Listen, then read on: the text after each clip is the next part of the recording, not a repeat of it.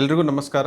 ಇವತ್ತು ಅಂದ್ರೆ 29th May world ಗ್ಯಾಸ್ಟ್ರೋಎಂಟರಾಲಜಿ organisation ಅವರು ವರ್ಲ್ಡ್ ಡೈಜೆಸ್ಟಿವ್ ಹೆಲ್ತ್ ಡೇ ಅಂತ ಆಚರಿಸ್ತಾರೆ. ಎಲ್ಲರೂ ನಮ್ಮ ಡೈಜೆಸ್ಟಿವ್ ಹೆಲ್ತ್ ರಿಲೇಟೆಡ್ ಸಿಂಪ್ಟಮ್ಸ್ ನ ಇಗ್ನೋರ್ ಮಾಡಬಾರ್ದು ಅಂತ ಒಂದು ಅವೇರ್ನೆಸ್ ಗೋಸ್ಕರ ಈ ಡೇನ ಆಚರಿಸ್ತೀವಿ. ಈ ವರ್ಷದ ಥೀಮ್ ಏನಂತಂದ್ರೆ chronic diarrhoea don't flush the signs away. ಅಂದ್ರೆ ನೀವೇನಾದ್ರೂ ದೀರ್ಘಕಾಲದ ಬೇದಿ ಸಮಸ್ಯೆಯಿಂದ ಏನಾದ್ರೂ ಬಳಲ್ತಿದ್ರೆ, ಲೈಕ್ ಲೂಸ್ ಮೋಷನ್ ಆಗ್ಲಿ, ಪದೇ ಪದೇ ಮೋಷನ್ ಹೋಗೋದಾಗ್ಲಿ, ಇನ್ಕಂಪ್ಲೀಟ್ ಇವ್ಯಾಕ್ಯುಯೇಷನ್ ಆಗ್ಲಿ, ಆತರ ಏನಾದ್ರು ಸಮಸ್ಯೆಯಿಂದ ಬಳಲ್ತಿದ್ರೆ ಅದು ಕೆಲವು ಗಂಭೀರ ಕಾಯಿಲೆಯಿಂದನೂ ಇರಬಹುದು ಅಥವಾ ಕೆಲವು ಕ್ರಾನಿಕ್ ಕಂಡೀಷನ್ಸ್ ಇರಬಹುದು. ಕ್ರಾನಿಕ್ ಕಂಡೀಷನ್ಸ್ ಅಂದ್ರೆ ಅದು IBS ಇರಬಹುದು. IBS ಅಂದ್ರೆ ಇರಿಟೇಬಲ್ ಬೌಲ್ ಸಿಂಡ್ರೋಮ್ ಅಂತ ಕರಿತೀವಿ ನಾವು. ಅಥವಾ IBD ಇರಬಹುದು. IBD ಅಂದ್ರೆ ಇನ್ಫ್ಲಮೇಟರಿ ಬೌಲ್ ಡಿಸೀಸ್ ಅಂತ ಕರಿತೀವಿ ನಾವು. ಇನ್ಫ್ಲಮೇಟರಿ ಬೌಲ್ ಡಿಸೀಸ್ ಅಂದ್ರೆ ಕರಳಲ್ಲಿ ಏನಾದ್ರೂ ಇನ್ಫ್ಲಮೇಷನ್ ಅಥವಾ ಅಲ್ಸರ್ಸ್ ಏನಾದ್ರೂ ಇತ್ತು ಅಂದ್ರೆ ಅದಕ್ಕೆ IBD ಅಂತ ಕರಿತೀವಿ ನಾವು. ಅದರಲ್ಲಿ 2 ಟೈಪ್ ಇದೆ. ಒಂದು ಕ್ರಾನ್ಸ್ ಡಿಸೀಸ್ ಅಂದ್ರೆ ಸಣ್ಣ ಕರ್ಲಲ್ಲಿ ಸಾಮಾನ್ಯವಾಗಿ ಆಗುವಂತ ಕಾಯಿಲೆ ಅದು, ಅಥವಾ ಅಲ್ಸರೇಟಿವ್ ಕೊಲೈಟಿಸ್ ಅಥವಾ ದೊಡ್ಡ ಕರ್ಲಲ್ಲಿ ಈ ತರ ಏನಾದ್ರೂ ಅಲ್ಸರ್ಸ್ ಆಗ್ಲಿ, ರಸ್ತೆ ಚಿಕ್ಕದ ಅಥವಾ ಸ್ಟಿಕ್ಚರ್ ಆಗುವಂತ ಕಾಯಿಲೆ ಇರಬಹುದು. ಅಥವಾ ಕೆಲವೊಂದು ಮಾಲ್ ಡೈಜೆಷನ್ ಅಥವಾ mall absorption related chronic illness ಇರಬಹುದು. ಸೊ ನೀವು ಏನಾದ್ರೂ